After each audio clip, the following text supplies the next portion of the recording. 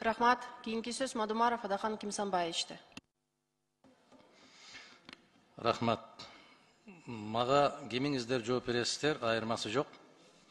Конституциянын 44-чү беренеси эмне дейт? Айтыңыздарчы.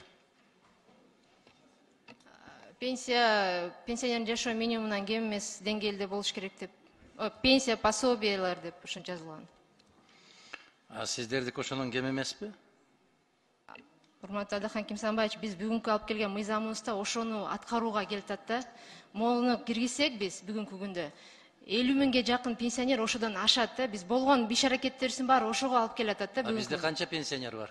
740 миң пенсионер. Значит, 720 миң ага жетпейт. Жок, бүгүнкү күндө бизде 60% пенсионер жашоо минимумунан өйдө алат. 58-57%.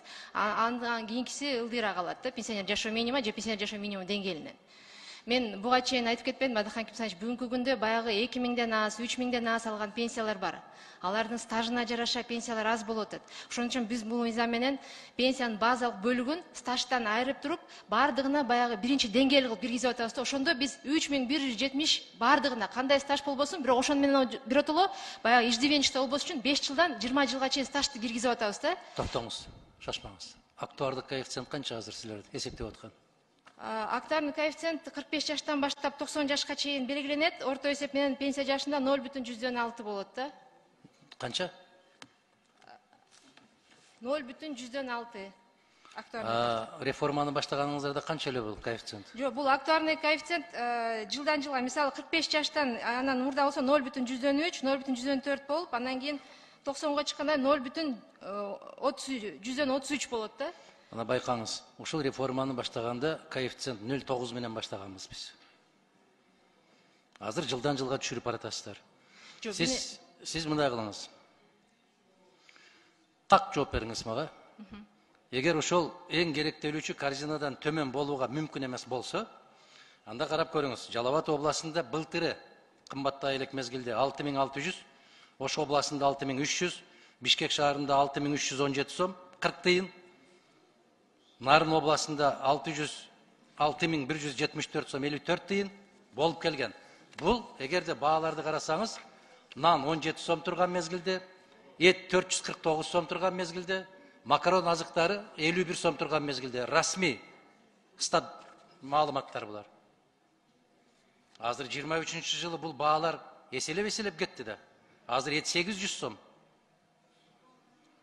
Нан азыктары, бул жерде пияз 20 сом деп турат.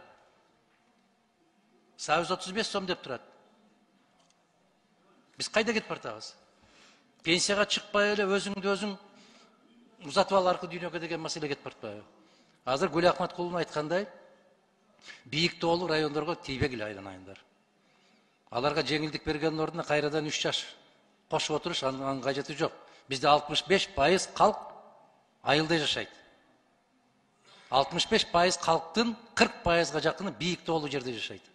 Ысык Көл областы дээрлик бийик тоолууга кирет. Ош областындагы райондорду карап көрүңүз. 7 райондон дээрлик бүт бардык райондордо бийик тоолуу аймактар бар. Силер өтө чоң кайгыга алып келесиздер бул мыйзам менен. Анан жанагы 6-чакырылыштагы депутаттар жамааттык түрдө киргизишкен экен, эмне максатта киргизишкен белгисиз. Токтотуңуздар. Кеч боло электе токтотуп калыңыздар. Ушуну комитетке дагы биз эске салып коюшубуз керек. Экинчи окууга алып чыгуунун кажети жок эле бул маселени. Комитет коргош керек эле ошол биздин шайлоочулардын укугун. Ансыз дагы эптеп бир 2000 сомдон ашык албай аткан пенсиясыны дагы да кемтип калалы деген саясатка барбаш керек эле биздин комитет. Урматтуу кесиптештер, талкуу болгон болсо чыгып, мен дагы ушул сандарды тактап бергенге даярмын. Мен сиздерге кайрылам, чакырып кетем. Бул мыйзамды биз четке кагышыбыз керек. Кийинкиге калтыруу эмес, таптакыр четке кагышыбыз керек. Күн тартибине алып салышыбыз керек. Рахмат. Уруксат, мен жооп берип коеюнчу. Адахан Кимсанбаевич, бүгүнкү күндө пенсионердин жашоо минимуму 6395 сом деп берилди. Настатком тарабынан 6395 сом. Республика боюнча пенсионердин жашоо минимуму 6395 сом. Анан ушул эмеге багытталат да, бул мыйзамды азыр четке каксак, анда баягы 600, 700, 1,5 миң, 2 миң сом пенсия алгандардын баары ошо боюнча калып калат. Алдабаңыз, андай кылбаңыз. Мына кечирип коебуз. Өткөн жылы азык арзан мезгилде 6518 болот даган быйыл 6300 болуп калат. Бул улуттук статистикалык комитеттин информациясы да, официалдуу түрдө кол коюлган төрагасынын.